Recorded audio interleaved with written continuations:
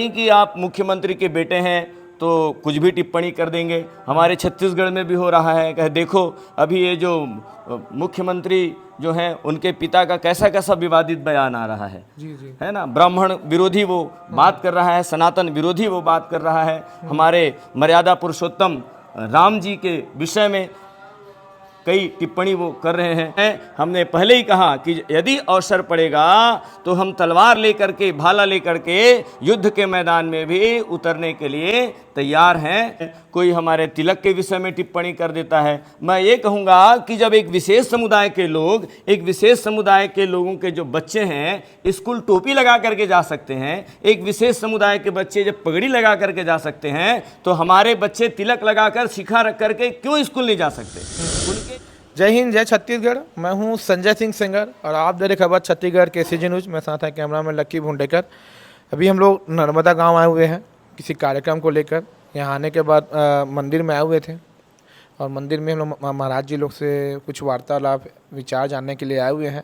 और अभी आप देख रहे होंगे सोशल मीडिया के माध्यम से दिनों दिन अभी हमारे सनातन धर्म को लेकर, हिंदू धर्म को लेकर और जो हमारे भागवत गीता, इन लोगों को लेकर तरह तरह के बयान देते आए हुए हैं और हिंदू धर्म को हमेशा टारगेट किया जा रहा है।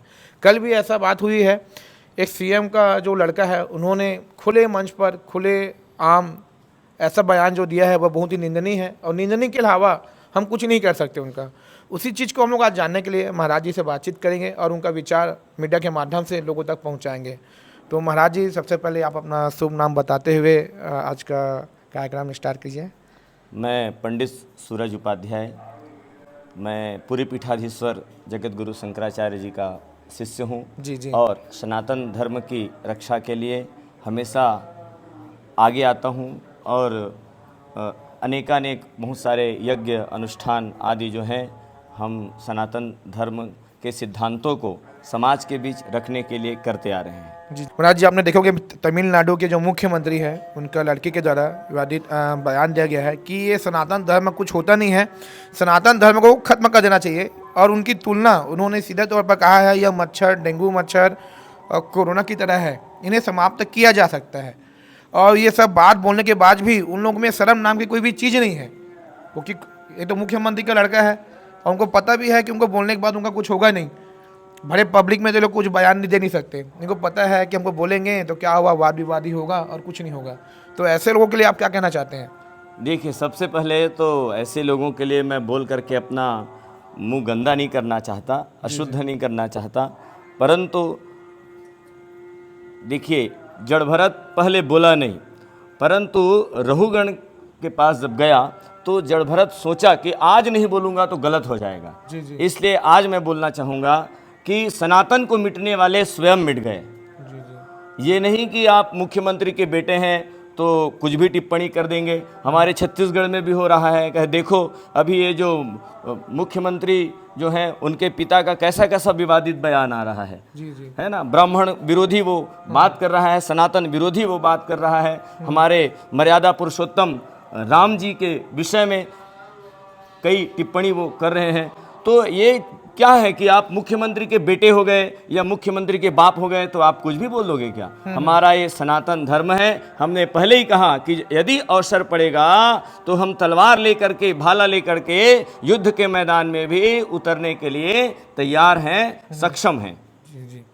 तो मतलब ये महाराज जी, हमारा ये है कि हमेशा क्या हिंदू धर्म ही टारगेट होते रहेगा? क्या हाँ, सोचते हैं ये देखने को मिलता है कि कभी देखो कोई हमारे कलावा के विषय में टिप्पणी कर देता है, कोई हमारे तिलक के विषय में टिप्पणी कर देता है। मैं ये कहूँगा कि जब एक विशेष समुदाय के लोग, एक विशेष समुदाय के लोगों के जो बच्चे हैं स्कूल टोपी लगा करके जा सकते हैं, एक विशेष समुदाय के बच्चे जब पगड़ी लगा करके जा सकते हैं, तो हमारे बच्चे तिलक लगाकर, शिखा रख करके क्यों स्कूल नहीं जा सकते?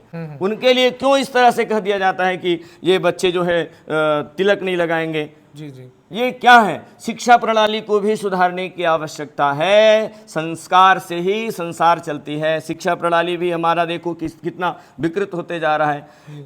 ग से गणेश जब पढ़ाया जाता था तो कहने लग गए कि गणेश नहीं पढ़ाना है, सांप्रदायिकता फैलेगी। और वो भले ग से गधा पढ़ा दे, ग से गधा पढ़ाना एक वो अच्छा हो गया, और ग से गणेश पढ़ाने से सांप्रदायिकता हो रही है। ये कैसी शिक्षा प्रणाली है? शिक्षा प्रणाली में जब मोहम्मद अकबर आदि आदि जो है, मैं नाम नहीं लेना चाहूँगा, इनके विषयों में जब पढ़ाया जाता है तो हमारे धर्म ग्रंथों का भी एक पाठ्यक्रम होना चाहिए। गीता भागवत हमारे धर्म शास्त्रों के बारे में भी, नीति श्लोक आदि के बारे में भी पाठ्यक्रम होना चाहिए। जी जी।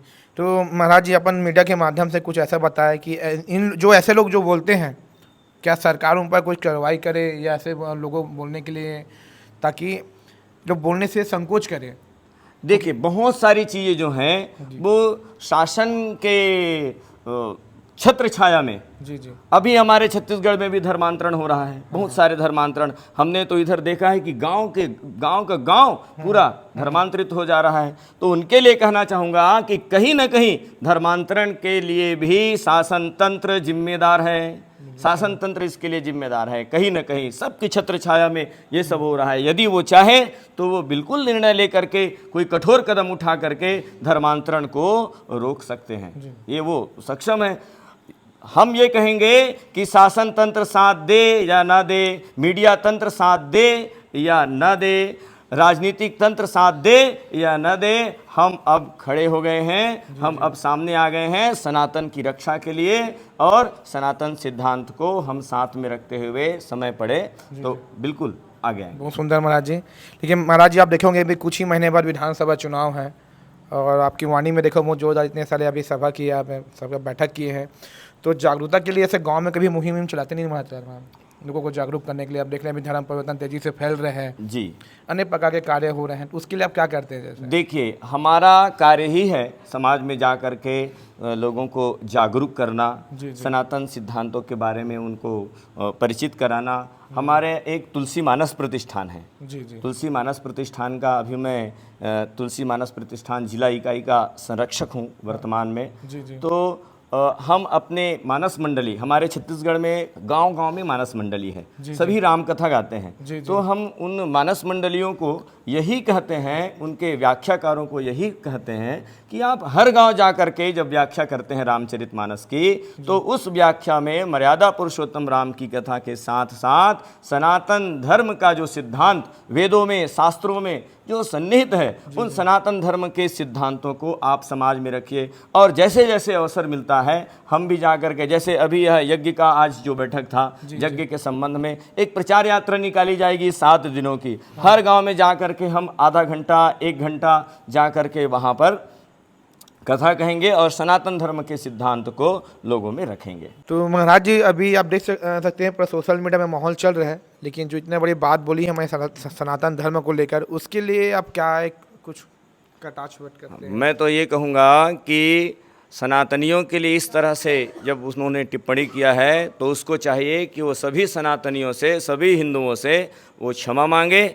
यदि क्षमा वो नहीं मांगता है तो हम सभी के द्वारा, सभी हिंदुओं के द्वारा, सभी सनातनियों के द्वारा एक आंदोलन किया जाएगा, और उसके बाद उसका परिणाम के लिए वो स्वयं तैयार रहें।